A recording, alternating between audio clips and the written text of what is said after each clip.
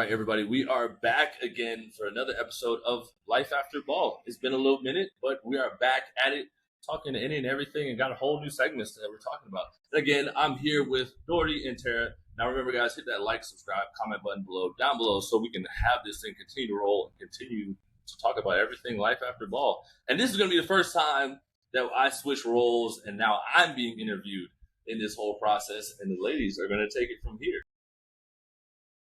And thank you for letting us, because that's a pleasure for us to actually be able to put you on to see what's behind everything you've been through. So let me just jump with the first question.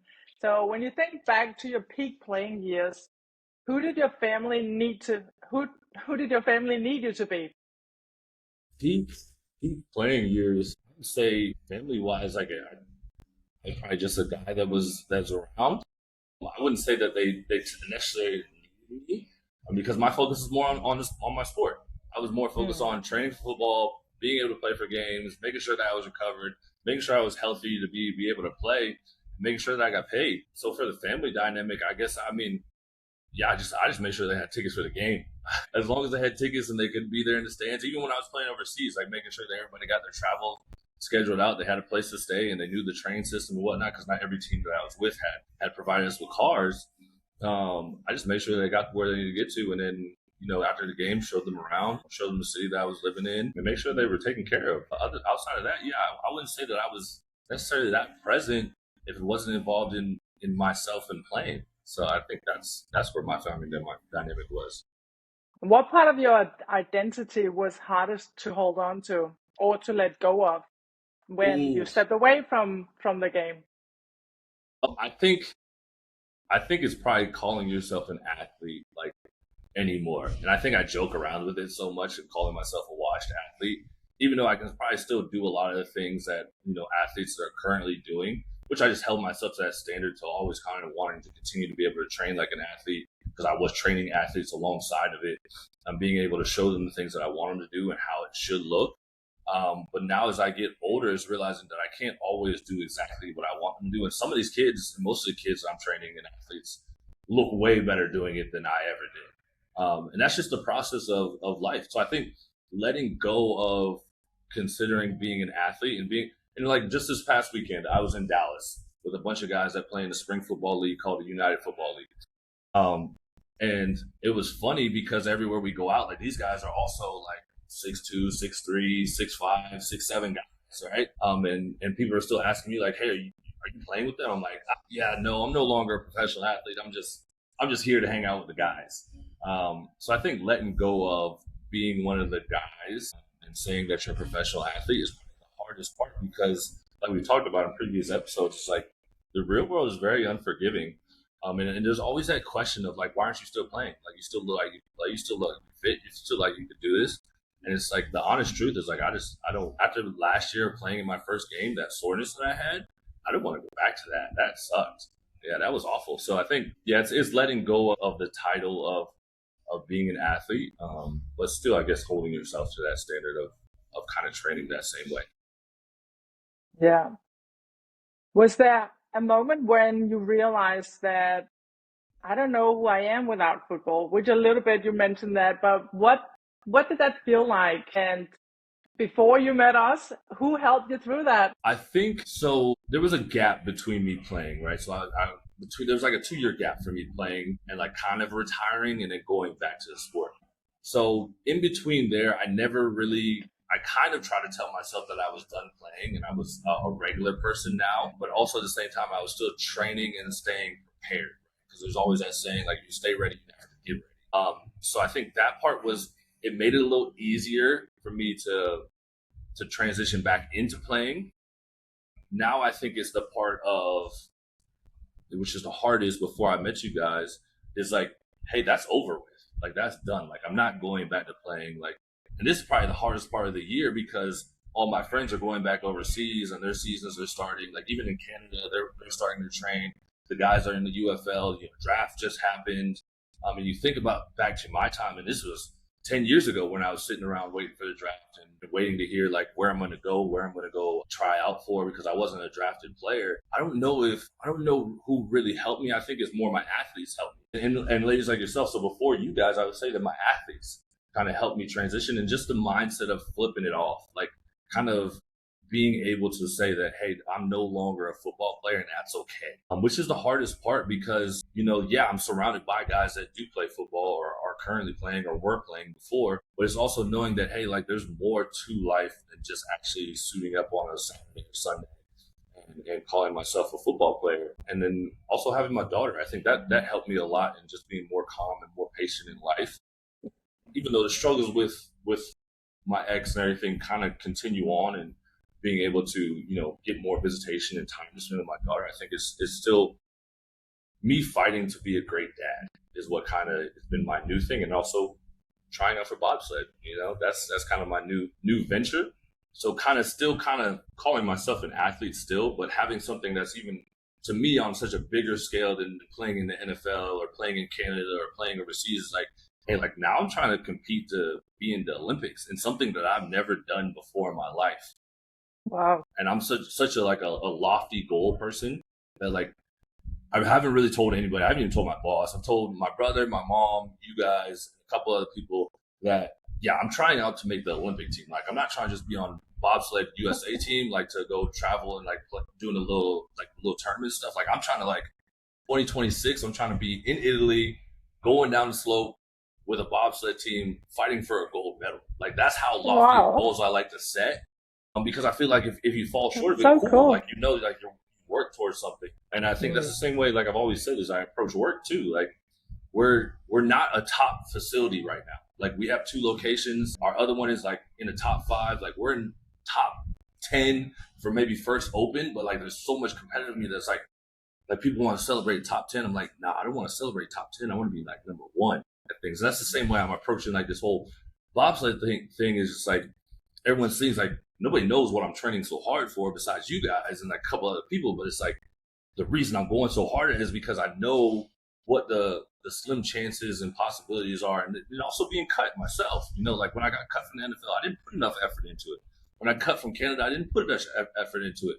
Leaving football in Europe, like yeah, I put effort into it, but not as much as I could have. And now, like looking back on just my programs and how I trained and how I played, it's like, okay, like this could be the last possibility, last option for you to like actually consider yourself an athlete and like go full force at it. So like, what are you gonna do, and what is gonna be the legacy that you leave behind? And also for like, if my daughter ever plays sports, like, is she gonna look back and say, hey, like Dad, like there was a time you could have made the Olympic team, but you didn't go hard enough. So like, I don't want that. I want her to know that like everything you do, like you're trying to put your best foot forward. So I think that kind of like the transition from being an athlete to a regular person and then kind of now trying to transition back into being an athlete has kind of helped me with this whole move and doing what I'm doing now and kind of not being so hard on myself, which I know is probably the hardest part for a lot of us athletes that are, or former athletes that are kind of going through this transition into figuring out what's former next. pro. Yeah, former pro. Because you're still an athlete. Yeah, so I always joke around so much with washed athlete because I feel like it's a subtle way for me and a way for me to kind of bring myself back down to earth and not like, because honestly, most of the time I hate when people know that I'm a former pro athlete. Like, even though like I'm a large human being and like I'm still pretty muscular and stuff, like I don't really enjoy that people love that I'm a former athlete because I think like I don't know my story that well. Like I know I could have done better at things and helped myself out to stay in longer. So the story to me is kind of, I don't know how to put it, but like in a way, like it's kind of a sad story to me, in my opinion. You know what I mean? It's like, hey, yeah, you were in the NFL, but you really only ran for 4 preseason games. Like, yeah, okay, yeah, I was still part of like a percent that doesn't make it that far. And yeah, like I signed 2 contracts to Canada, but I never played in the game. And yeah, I played in Europe for a long time, but I mean, if I would have took things more seriously, I probably could have stayed longer. So there's things in there that you're like, it's kind of the humbling factor that you bring yourself back to, that you're like did I do enough? Did I put my best foot forward when I was a pro athlete? So like I don't even really love telling people I'm a former pro athlete. Most, even in my job now, like I'm not a lover of titles. Like I run this facility here. everybody's like, who's in charge here? And everybody's like, yeah, Coop's in charge. Like, go to him. I'm like, no, I'm just a janitor. I make sure the place stays clean. I keep the doors open. Outside of that, like I might know how to do sales. Like I might know how to coach a class and stuff. Like, yeah, I know how to do everything here, all the behind scenes and everything. But I don't love the title. Like I just don't. I don't know why. It's just not never been my thing to be like a title guy. Like I just want to be a person. Is there any part of you that has some kind, when you mentioned this thing about that story, not actually feeling that you've made a full effort out of it? Is there something in you that has a slight regret and then maybe you want to catch up on that going forward? Is that how you reverse that? Yes, I think so. Honestly, probably yes. Hmm. I like to keep myself in a humble spot to know that like, okay, if I do make it, then like you put enough effort forward. But then, like if I don't, then like, bro, it just wasn't meant to be. You always told yourself you were gonna watch the athlete. But there's also that, like I said, that competitive side of me always that's just like, man, you can do it. You can make that team. Like you can be part of the Olympic team that does it, goes down the slopes. But it's also like you said, like, that part of me that's like, yeah, I probably say it just so like I can keep myself grounded and not beat myself up too much if it doesn't happen. Just because I know how much it hurts when you don't make it. There's so many times that I think back to the day that I got cut from the NFL. Hmm. And that day was tough. That was an ugly day because I had in my mind already that, hey, I'm the hometown kid, right? Like I'm born and raised here. I'm on a team that like I grew up watching my whole life and loved. And like there's no way they don't keep me on it. Like right now I'm like second string on special teams. Like I'm killing it in that. Like I'm third string safety, even though they drafted a guy. He's injured right now. And then just like thinking back to like and like jersey sales are gonna go crazy if they keep me. Like they need me here. Like the Jags need me. And it's just like realizing like the business like no, it doesn't need you. Like you're part of the business. And that like I like got let go and there was nothing like what is the next steps afterwards? Like when I got cut, it was hey, like we really enjoy your effort, like we really enjoy your energy and everything like that. We just think you're a small school guy, can't really handle the pressure of being on a big stage. So we're gonna part ways. But if you ever need help or anything, like give us a call. Literally day after, like I give him a call, I'm like, it's going straight to voicemail. I'm like, hold on, I thought you guys were here to help. Like I thought like Hmm. whatever my next steps were. And they're like, we won't badmouth you or anything like that. And no bad mouthing happened. It's just nothing happened afterwards. So it was like everything came crashing from a point of like you think of like that was all I had. That's all I knew was like play football. That's it. And my girlfriend at the time was going to law school at Florida State. So like I went over there to Tallahassee to live with her for a couple of weeks. And my dad gets sick and like so all this stuff is just happening at once. And I'm like, man, where was the help when I needed it and what was the next step supposed to be? And then luckily, you know, I get a call from Canada, so then it gives me hope to like work towards something. And then I don't work as hard as I'm supposed to work, right? I don't do things, I don't study the game. So like now looking at bobsledding, like I'm watching YouTube videos. Like Tara knows, like I'm spending a lot of time sending her videos. I'm like, hey, what am I doing correct? Like this is where I'm supposed to be training. Like, I'm sending her my training programs. Like, hey, look over this. Like, will this help me make the team? Like, am I in the right position to be where I'm at? And it's like now I'm watching like, hey, how they go down the ice, like how the pushmen are working. Like, don't really know if I really want to be a driver. Like, I don't know if that's my thing. But looking at the pushmen, I'm like, dude, that looks exciting. And also going into it knowing like, hey, like if I don't make bobsled or if there's anything else that I can do on the ice, like tell me, like I'm here to help the team. Like, and that's kind of where I've kind of flipped my mindset. I just want to be a team guy now. It's no longer about Coop. It's no longer about how good is Coop. It's like how much can Coop go in and help the team, and help fight for a gold medal. And you know what? That actually really tells me because we have had a lot of conversations about all this frustration part about being in the normal life that you normally refer to. What I hear in your change of mindset is that maybe you actually had a little way of having an easy way to get into things that you just didn't appreciate, so you didn't make enough effort. And all of a sudden, it seems like you matured. It is. It happened a lot because, Yeah. and everybody would tell you like I make things so like everyone will see my workout videos and like Coop, you make everything look so easy. And I'm like, man, I don't mean for it to look easy. I don't want it to look Just easy. do it It's easy. actually really hard to even just warm up to get to that point. It's hard to get to how much weight I'm lifting. It's hard to get to running as fast as I'm running. Like there's a lot of steps in there that everyone hasn't seen. But yeah, I have matured a lot to where like, yeah, things have come to me very easy in life. And yeah, I was put in really good situations. Like in high school, got put into a private school that was a really good football team. Don't get me wrong, had to work to earn my position, had to work to win state titles. Then, was offered multiple D1 offers. Then I go to college and things aren't as hard as what they were in high school, I would say, like for training wise. So that part was pretty easy to me. The hard part was learning a playbook. Right. So then I found a way to learn it and everything like that. But then I get the struggle of too many different coaches, transfer to a new school. Things are pretty easy for me there. Then it's going into the league and everybody's like, well, you got to run these times comparable to these times and show up and compete. And then luckily I had a good agent that sent me to a facility down in Miami to train. And then the combine drills were really easy to me. Like it was because I was a fast guy, like I was a twitchy guy, like that was easy. So then like making it into the NFL to me wasn't hard. It was more of like a challenge, like a more fun challenge to do. Then the hard part was staying.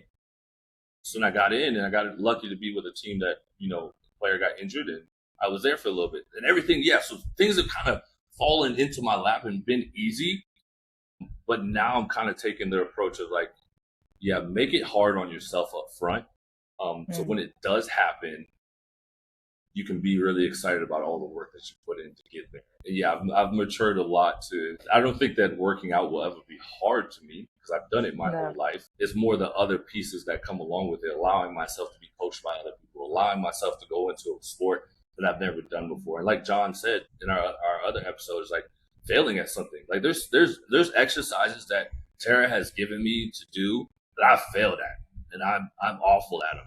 Like some of the ISO stuff that we do, I'm like, man, I've never felt these like activations before. Even, okay, I'll take a simple one for you guys. Putting the miniband right above your knees and riding a bike for a good 3. My goodness. I never, like, you hop on a bike and you just ride nice and easily and you're like, okay, cool, like I'm warm and ready to go. You put the miniband above your knees, I'm telling you, everything is going to be activated and you're like, oh man, like what have I really been doing for my training? So it's humbling myself on that and like allowing myself to be coached by others. And then also learning from my coaches here that are in the facility, like seeing some of the training programs they're doing. And like, I think to add these things into the athletes that I have to do, right? But like, even just like timing myself on 10-yard splits, like humbling myself that my times aren't as fast as they were before. And then like even doing the skips for speed, like just timing that, like not as fast as what it used to be before. And a lot of people say, well, hey, you're faster than the 33-year-old. I'm like, cool. I don't want to be faster than the 33-year-old. I want to be faster than the 21-year-old. Right? Like I'm not trying to compete with who's at my age right now. Like that's the average person. Like that's the part that really gets me fired up about it all. And it kind of brings me back down to earth and kind of, like you said, keeps me humble and matures me a little bit. So if the old you met the man that you are now, what would surprise him most? Oh man, probably how long his hair is.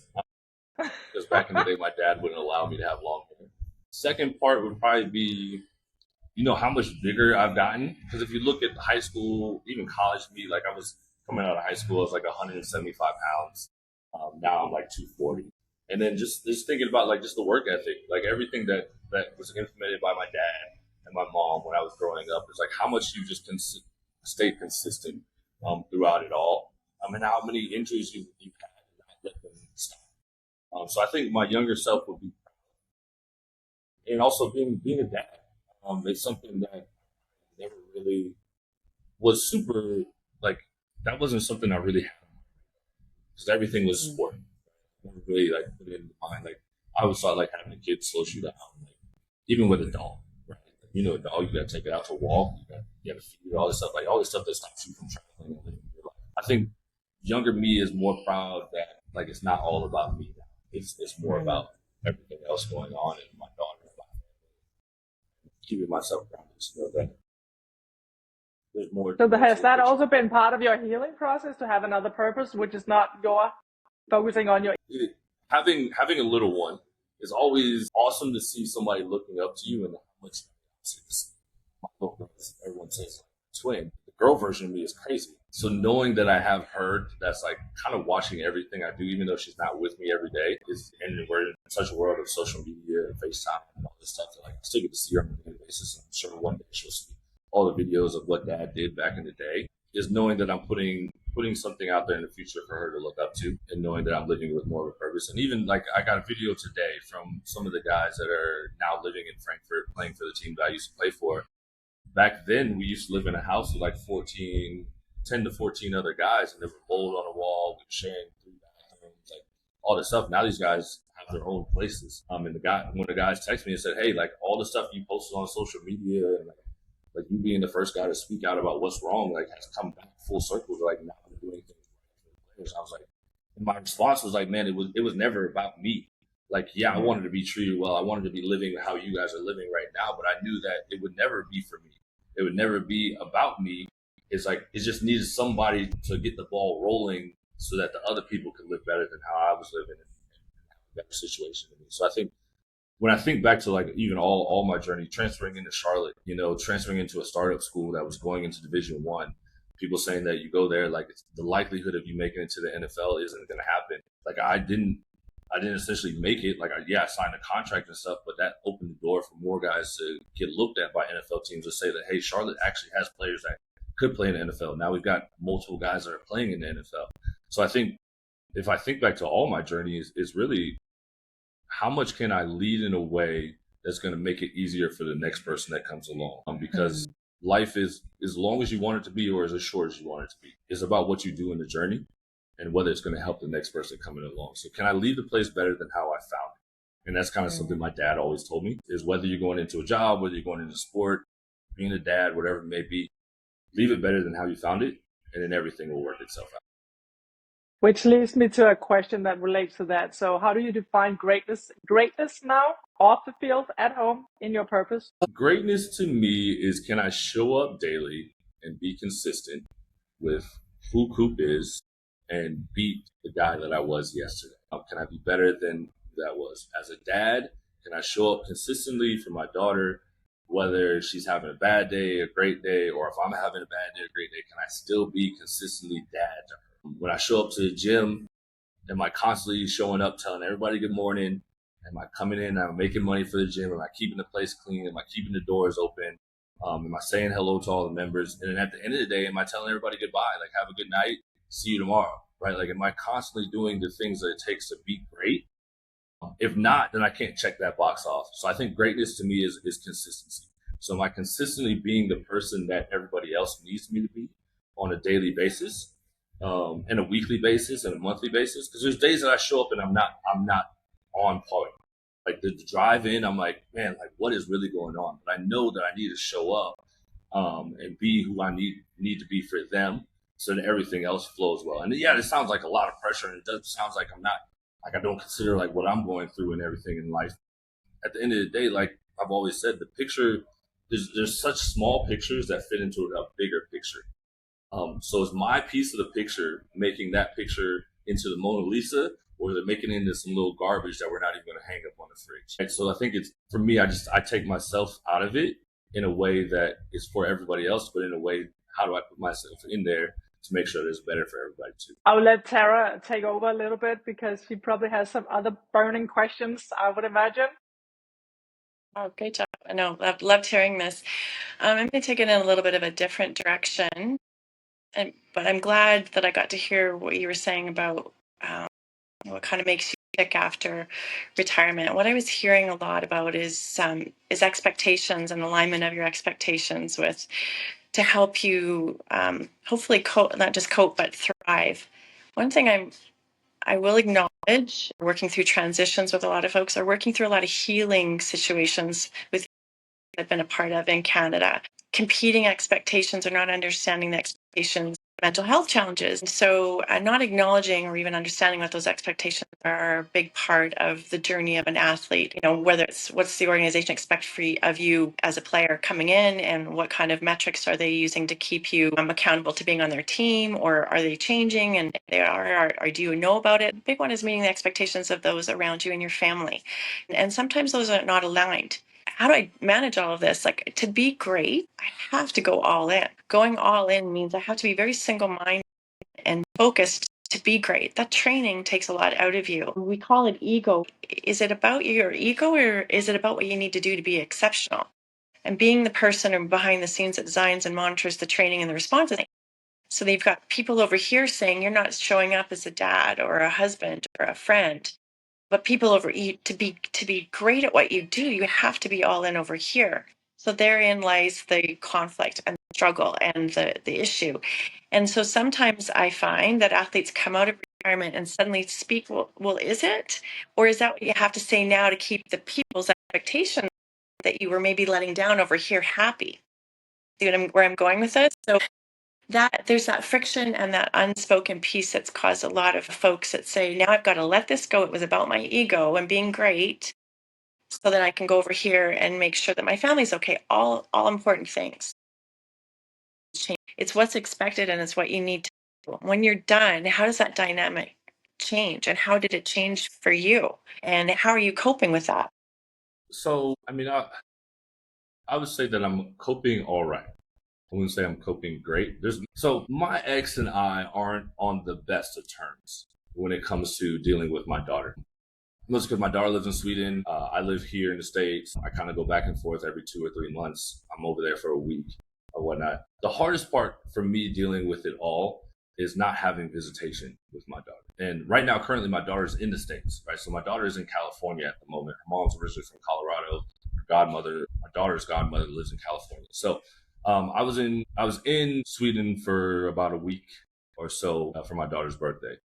Asked her mom afterwards, like, hey, like, what is y'all's plans for June? I plan to come over, yada, yada. 2 weeks later, I get a message from her saying that they're going to be in the States for about a month, 2 months. Now, the hard part for me with all of that is that one of my daughter's stops every time she comes to the States is never planned to be with them. So that's probably the hardest part that I deal with coping with being on this side of things, because there is no real excuse for me on why I can't travel to where she's at. Because I always have football, be like, hey, like, I'm in season, like, I can't really do this. Now I have work, and like, obviously now I'm training for bobsledding, but like, at the same time, there's that argument of like, why can't she be with dad? You know, like, why can't she spend time with dad on her own without mom being around? And I think that's probably the part that I always fight with myself with, like, hey, am I being a good enough dad by not flying out everywhere they're at? Am I not being a good enough dad by not always just like, why don't I just pick up and move to Sweden? Why don't I just pick up and move to wherever that? There's also other side of like, I kind of have to live my own life too. Like, I've got to make money. I've got to continue to do what I'm doing while I'm training. And I think that's the part that's kind of frustrated me and figured out if I'm all right. And then there's also the situation with my brother, you know, like I'm now I'm home. So I've always neglected over the years of like coming home for the holidays, because like, it's a long flight. I don't want to pay for that. So I'll see you guys when I see you guys. But now I'm in the States, and flights in the States are still pretty expensive. They're not like cheap like in Europe, where you could just like hop on a flight for like €100 and go wherever you want. Here, like, get from one place to another is like almost like $300. But now that I'm close, it's like, hey, like, I need to, like, am I being a good enough brother or family member? Like, should I be taking time out to go see my mom, my sister, my brother, and all that stuff? Because the situation with my brother just isn't great right now. So I need to take time to like go see him and make sure that he's okay. And all those things, like, I've had like an excuse for always like neglecting. And now I feel like people feel like, hey, Coop, like, you got time. So like, why aren't you like spending that time with us? And it's also at the same time, it's like, I don't know how to do that, which is difficult because now we have the time, but it's like, now I also don't have the excuse to get out of it, because it's like yes, necessarily it's been about me and been about my training and been about my playing, but I don't know, like, what do we go talk about? What am I supposed to do? Like, when we hang out, like, when is it okay to say like, hey, like, I'm going to head back now. Like, I'm good. Like, you guys enjoy your life. So yeah, that's probably the hardest part to cope with it. Like, with all the family dynamic is like, you come back into it and now you've got time. So everybody's asking for now that time that you have, like, can you spend it with others? And it's like, there's also a part of me that likes being alone. I love my alone time. I love my gym workout time. Like, I have my designated time every day that I work out. But then, like, you also have clients that you have to work with. You have a gym that you have to run. So it's like, time is probably the hardest part to deal with in coping with the other side of football. Is like, now you have all this time and there's nothing that's actually prescribed for you to do. What are you supposed to do? And I don't know.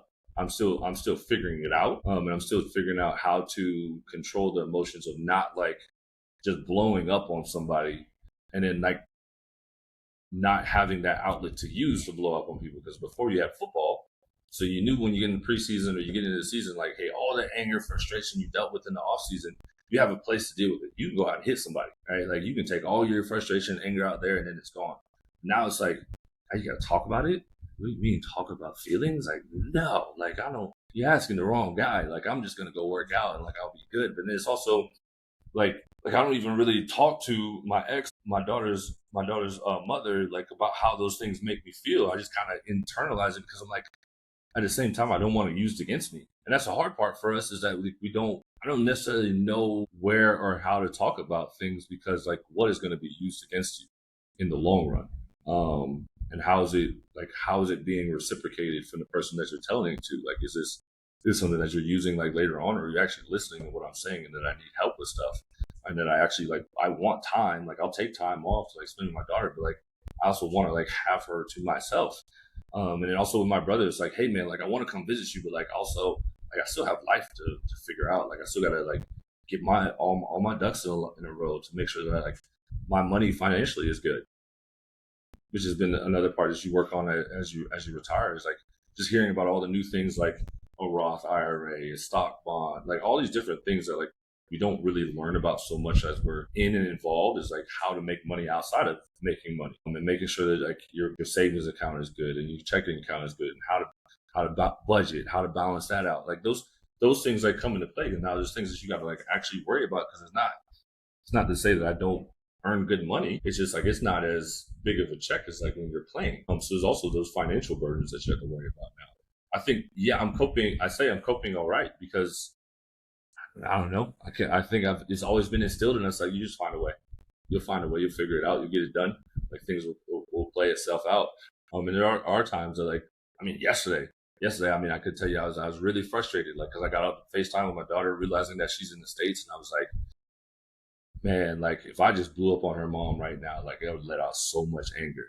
Cause there's so much anger inside of me on like how this situation is going that like, I could say everything I feel. I was like, well, at the end of the day, like, what would that help? Like, would that help my situation? Probably not. Like, yeah, I might feel better for like 5 minutes, but then at the end of the day, like, it'd probably be flipped on me, and like, then I wouldn't be able to see my daughter for even longer. Yeah, I think I just kind of take things day by day and kind of figure it out. Yeah. Well, thanks for sharing. What I'm hearing in all of it is that expectations with family for a lot of athletes are not clearly defined or understood, which, as I reported in an interview that you did with me a while ago, that there's an 83% divorce rate a year after retirement from pro sport. The expectations that an athlete may have of their family while they're playing could be, this is a lot of work. I've got to be at the field. I got to be in the gym all this time. Like you understand that. And I'm expecting that you understand that. And wives, children, whoever's on the other side of that, husbands, whatever it may look like, think, okay, well, there'll be a time when they're not doing this anymore. And then I'll have them, they'll mow the lawn and whatnot. I lived it, I was married to it, and I do training, all the sides of it. We still struggled with that transition because the expectations were not really clearly defined during the sport career and after. Now that we're done as a family, who are we now? And what are you expecting of me as a dad or a what? And there's a lot of unspoken expectations. Well, I thought you'd be around more. I thought you'd do more. And I think that and that mismatch and that frustration and sudden pressure that's put on the athlete when they retire to be suddenly this other person. And they're just they don't know anything else but that locker room, really, or training all the time. That's all they know. So now they have to stop and learn to be a dad or learn to be a husband. And that's thrust on them without really any like build up time. I'm just going to and just rephrase that and say the expectations are not set clearly when you're playing as to who you're supposed to be as a person while you're playing or when you're done. And that transition is often very difficult for families to navigate. And in which case, a lot of times, the player the person that retires is like, I'm expected suddenly to be this dad and do all these things and completely be a different person, but no one's really talked about what I need or what I want. Versus the wife maybe saying on the other side, or the mom or whoever is like, well, I sat around waiting for you to be done so this other life together, and it never gets talked about processed, dealt with appropriately oftentimes appropriately during the career, and when that career is becoming something else. And hence there's that friction and that difficulty and those problems, that anger that builds up and isn't dealt with, and lots of marriages end or relationships get fractured. And I can say that folks aren't really set up for success there. And so I guess that's my next question. Were there unspoken expectations from your family when you weren't playing, and either the money didn't come in because you don't have the same money or income that you did then, or when you just stopped altogether? Like, did anyone tell you, hey, this is what we're expecting of you? No. I think everyone kind of knew that, like, I've always been the figure it out guy in my family. Like, don't worry, Des will figure it out, or Coop will figure it out. Like, everything will be all right. Like, he'll find a way to make things work. I don't think anything's ever been like told me what's expected of me, like how much they want me around, like what holidays they want me to be at. That stuff never really has been asked or told of me, like what you expect. I think it's just one of those unspoken things that people just assume that even though we've kind of just been going through life. Like you said, like while we're playing, we're playing. Like we're in the locker room, we've got trainings, we've got our games, like that's our expectations. And when we get out of it and that's no longer there, well, now you got, like I said earlier, like you got time, right? So like I think everybody just expects time of you now. And I'm not the best of giving time because I don't know. I don't know what to do with my time all the time. For me, it's kind of just been like I involve myself with work and training. And that's kind of what I've understood to be what you do with your time, because that's the same way I approach football. Like if you go all in on that, like good things will happen. And that's kind of the same way like I look at work. It's like if I work really hard, I spend a lot of time here, like and good things will happen. But then like now there's also time to like actually spend with family and stuff.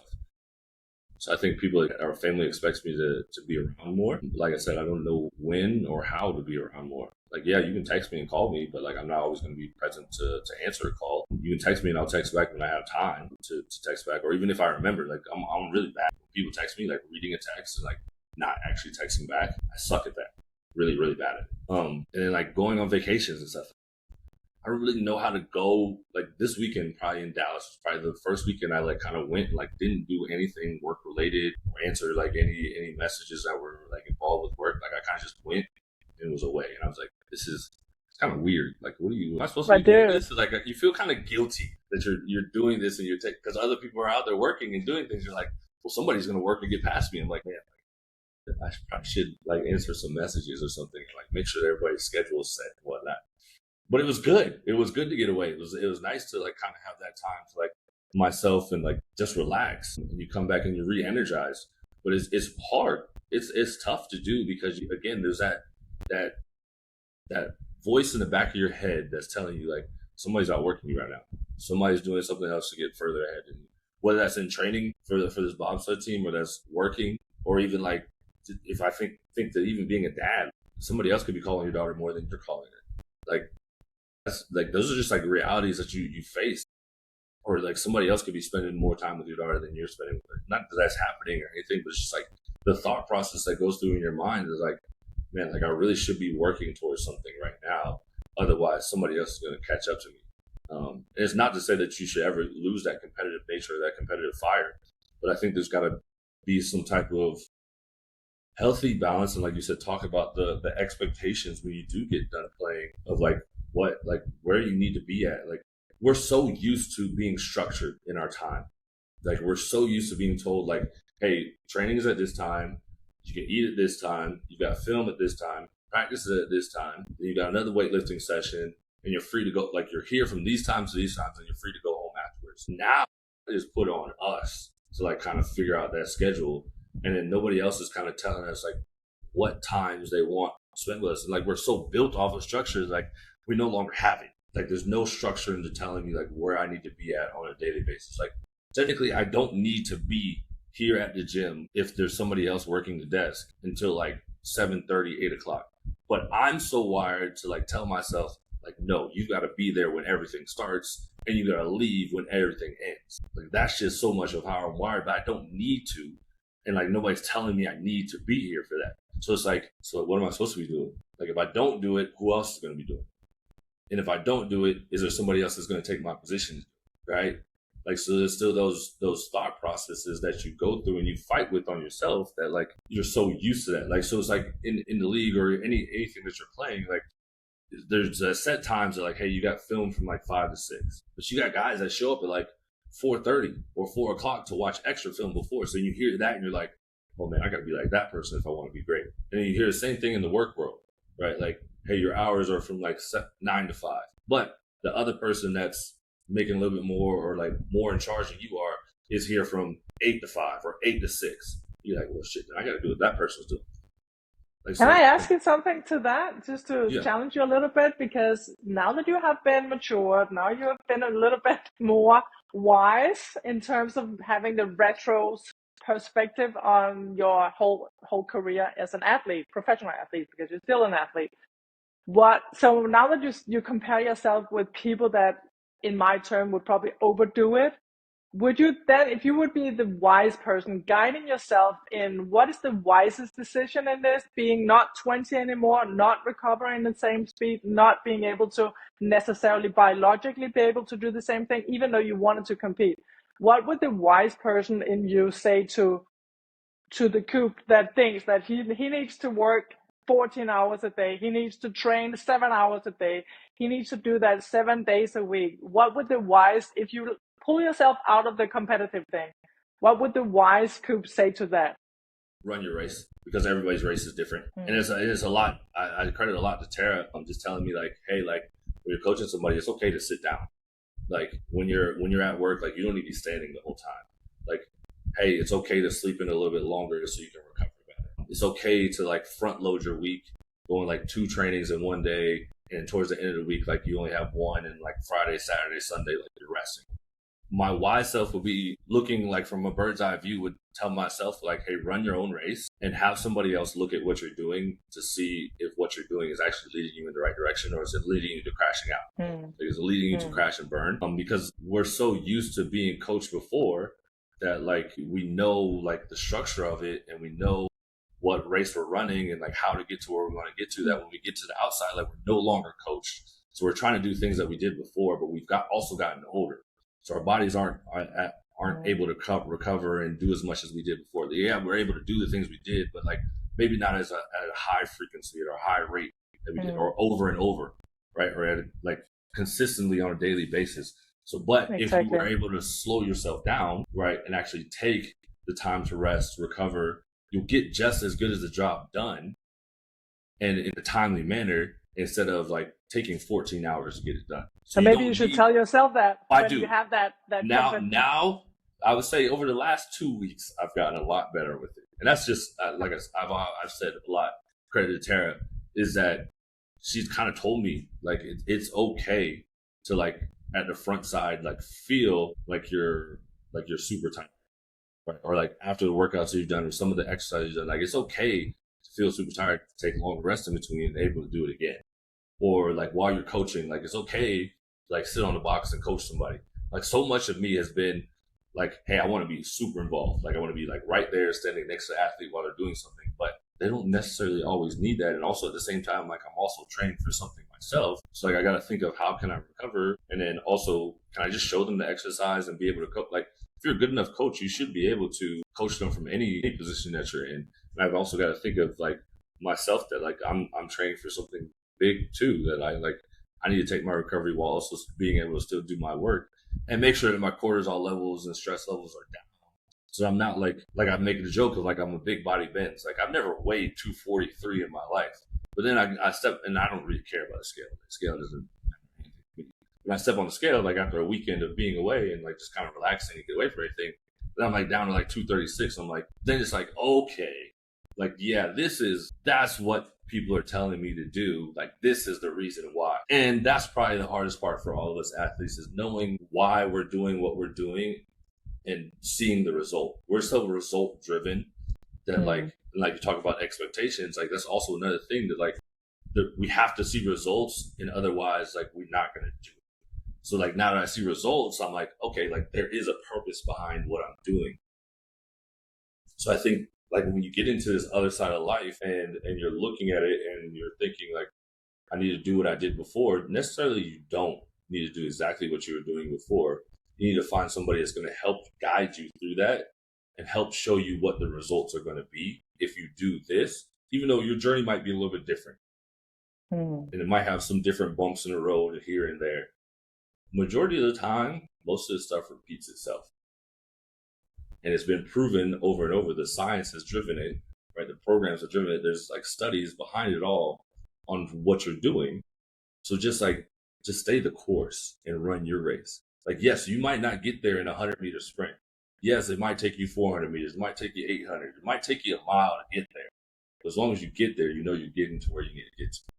And I'm just going to run with what you just said there, running your race, because now you've got another race to run, or races that you've never really known how to run before with family and that dynamic. Not that you shouldn't learn that while you're playing. And so I'm seeing a whole bunch of opportunities for teaching and learning and responsibilities of organizations to help people know how to have a healthy family and set boundaries and understand how to manage the training load and the expectations there. Because you're right, that's the culture. Someone's always going to come to clean out your locker. You've always got to be living like looking over your shoulder, and that's the way it is. So when you stop, you have to be deprogrammed from that, or keep going so that you're competitive in another industry. And so that's what made you successful. We've talked about this before. That is something you had to learn to do to be successful. So now when you're out of it, that doesn't just stop, and you suddenly don't just stop being and be someone else, which is where the flux is with family and friends and people are saying, like, why would you do this to yourself? Well, that's all you know. You have to be deprogrammed. Then there's guilt that being that way is wrong, and that invalidates what you went through. And so there's an expectation to shift suddenly and be quote unquote normal. But then the resentment down the road builds is like, hold on a moment, that's what made me successful. And where's the understanding on the other side from the people that were supporting me and wanting me to do this, but now expecting me to be someone completely different. And so there's that constant like frustration. You loved me while I was doing it. You're excited. And this is what I had to do to be successful. But now I'm stopped and I don't know how to be anything different. And you're expecting me to be this totally different person. And then families break to pieces, relationships break to pieces. And, you're left to sort of figure out, well, what did I do wrong? Like, this is how I was socialized and built to be successful. And so there's so many opportunities I'm seeing for education within the teams and families, and that it needs to be a much bigger picture, developmental piece, because I am running into person after person after person, not just right after sport, but now decades down the road. We're still struggling with this dynamic and living in guilt and shame about their athletic career, feeling guilty they did this, like they were an egomaniac that only cared about themselves, and wrestling with the expectations of who they're supposed to be. Well, then why did I do it in the first place? And not being able to live at peace with themselves. And so there's something significantly wrong with all of it, in my view. And I'm involved in some of the cleanup, what's going on with them with health issues, how to channel them into something productive, and manage and support the culture in sport, but also after. I'm at a loss too. So herein lies the reason for this podcast, to talk candidly. And I think we need to talk candidly about what isn't going well, because I just heard of another person that just took their life, who wasn't coping with life after sport and felt guilty, like they weren't living up to to the expectations of others. Well, what are those? And how do we help people transition healthily so families don't fall apart? How do we help families understand more what's going on? How do we not make you feel, live in guilt and shame for pushing yourself for this career that everyone wanted you to do, but then expects you to be somebody else different after that? So there's a huge emotional shift that you're identifying that takes place, and not even knowing how to be just around and be, it's like coming out of a war. Like, you're always like, is someone shooting at us? Like, do you sleep with one eye open? Like, there's that dynamic. And I didn't understand it. And listening to you speak is really helping me understand a lot more about what happened in my own family. And I thought I understood it. And I'm just learning a lot hearing from you. Like, oh man, I didn't realize that this was completely going on. How did I expect it just stopped and he would just turn this off? He's not just turning this off. I still know him as a man that's still showing up at 4 a.m. at the office. no one else is there, but there's someone might be, I'm sure he's thinking someone else might be coming for my job. I better show up here and do all this stuff. And it continues. So I think that's something that we can be talking about. And I understand as our focus of this series, getting into families and understanding that family dynamic and hopefully helping more people transition healthily and have more productive and healthy relationships with people after, and not live, you're not living in guilt and shame and saying, oh, I just need to be humble now. Yeah, maybe that's true. Maybe that's true to some extent. Maybe there's some humbling that can happen for all of us. All of us need to be humbled and sometimes and go through difficult things. But I also hear the other side of that is, well, I have to be like this. These are the things I have to say. I have to be okay with not being the best. I have to be okay not, going on a vacation. That sounds strange, but you know what I mean? Like, I have to be okay. Who says? Who's saying these things? That's what I say. Like, who is there a book somewhere that I haven't read that says you have to do this? So back to your final, maybe it's the final word for today's podcast, and something that we need to try to help others do is, what does it mean to run your own race as a dad, as a family? Is your family working? We've got that sort of, this is what a family is supposed to look like. Well, my family doesn't look like that. So should I live in shame and guilt all the time? I mean, you guys know, we've been talking about it behind the scenes, Coop, like what's going on in our families. They don't fit in a nice box on a sitcom, somewhere of the family. They're pretty darn messy. And does that mean that I'm a bad mom? You're a bad dad? Like, there's all these sorts of things to navigate that aren't explored, and mental health challenges, people feeling they don't fit in and can't manage and are taking their lives. And so I think we've got to dig into this a little bit more and talk to more people, because I think you're saying all the right things and I know you mean them. I believe you mean them, like this is how I would need to be and I really care about this and all that stuff. But I just spoke to a lady yesterday who both her and her husband, I mentioned before, were Olympians and have all the accolades and medals on the planet you can imagine. And they've raised 4 kids and they're still struggling with these issues and who they're supposed to be. And they are in their late 50s right now. And so, we talked yesterday about mentorship and forming the mentorship kind of program and walking alongside other people that John was crying out for in that other episode. Like, I need a mentor. I need someone to help me through this. I think we need to really think about that and then get into this family dynamic. So hopefully families can listen and maybe understand a little bit more about what the athletes are going through.